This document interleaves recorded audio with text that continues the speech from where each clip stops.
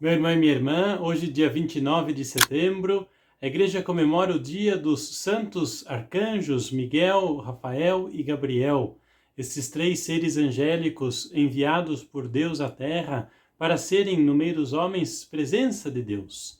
De fato, nós escutamos, longo toda a Escritura, as diversas intervenções que estes arcanjos tiveram em meio aos homens. Miguel, citado no livro do profeta Daniel, citado no livro do Apocalipse, como este que vem lutar e defender Deus e os seus escolhidos. Gabriel, que vem falar com Zacarias, depois com Maria, com José, para anunciar que Deus está com eles, que Deus enviará o seu filho para o meio dos homens. Rafael, o anjo que é enviado a Tobias, para lhe apresentar a cura para as doenças de seu pai.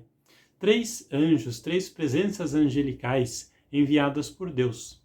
Nós, quando falamos dos três arcanjos e dos anjos de um modo geral, temos que nos lembrar sempre de uma coisa.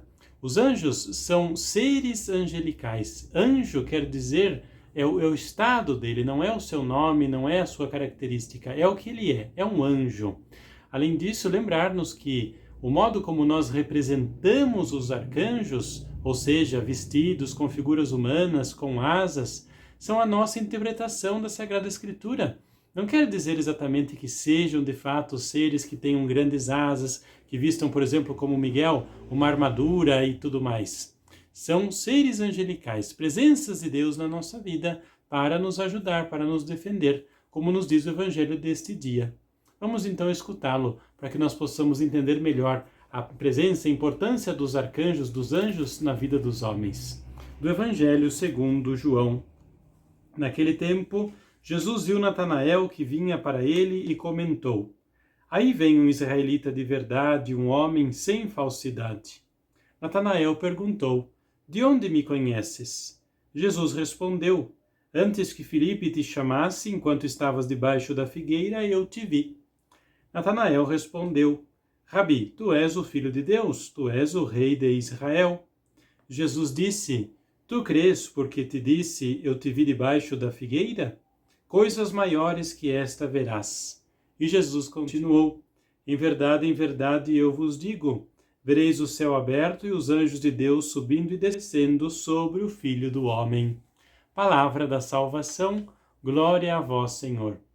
Este evangelho nós escutávamos alguns dias atrás na festa de São Bartolomeu, porque de fato Natanael é Bartolomeu.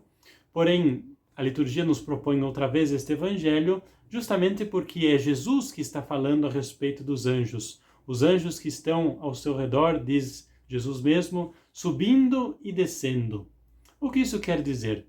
Os anjos, porque são a comunicação de Deus com os homens, também são a comunicação dos homens com Deus. Por isso os anjos estão subindo e descendo, ou seja, descendo, porque vêm de Deus até os homens, e estão subindo, porque vão dos homens até Deus. Trazem a presença de Deus que cura, que liberta, que protege, e levam até Deus as necessidades, as intenções, as orações dos homens até o Senhor. Por isso estão subindo e descendo, na companhia de Jesus. Seja no livro do profeta Daniel, que no Apocalipse, que na leitura que nós escutamos hoje, os anjos estão sempre ao redor do trono de Deus ou ao redor de Jesus Cristo. Isso quer dizer, não agem sozinhos, não agem por si mesmos, não têm esta capacidade, esta autonomia. Dependem de Deus, porque são ação de Deus na vida dos homens. O que então? Que essa festa, esta liturgia pode nos ajudar a entender melhor e pode ajudar na nossa caminhada de fé. Uma passagem interessante que fala sobre os anjos é a carta aos Hebreus, capítulo 1, versículo 14, que diz o seguinte: Os anjos de Deus são enviados a serviço para a vantagem daqueles que devem ser salvos. Ou seja, a presença de Deus com os anjos na vida dos homens é para nos salvar.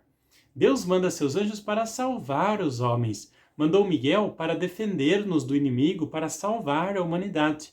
Mandou Gabriel, anunciando Jesus Cristo, anunciando João Batista, para salvar os homens através de Jesus Cristo. Mandou Rafael para salvar Tobias das doenças, das enfermidades.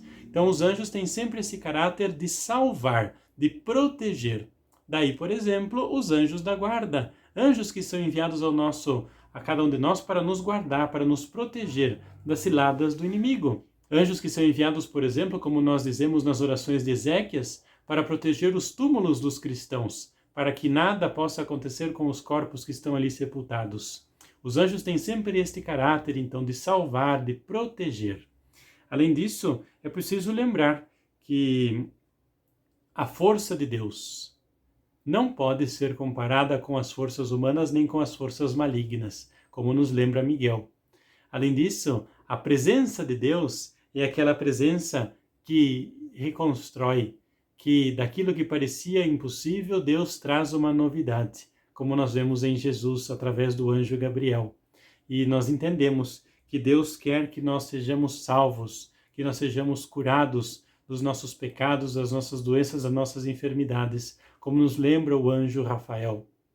Que nós possamos, sim, rezando aos anjos, pedindo a sua intercessão, nos lembrar de que não são como os santos que intercedem por nós junto de Deus. Os anjos têm outro papel na história da criação, na história da redenção. São ação de Deus na nossa vida e levam até Deus aquilo que nós pedimos, aquilo que nós estamos necessitando, diferente dos santos que intercedem por nós. Mas mesmo assim, podemos rezar pelos anjos, pedindo a sua intercessão, pedindo que levem ao Senhor as nossas intenções, lembrando que não são autônomos, não são fechados em si. Muito bom fazer a novena de São Miguel Arcanjo, como alguns podem estar fazendo, porém nunca nos esqueçamos que tudo está centrado em Deus, em Jesus Cristo, que não é São Miguel que faz o milagre, não é São Miguel que mata o dragão com as suas forças, que mata o inimigo com as suas forças.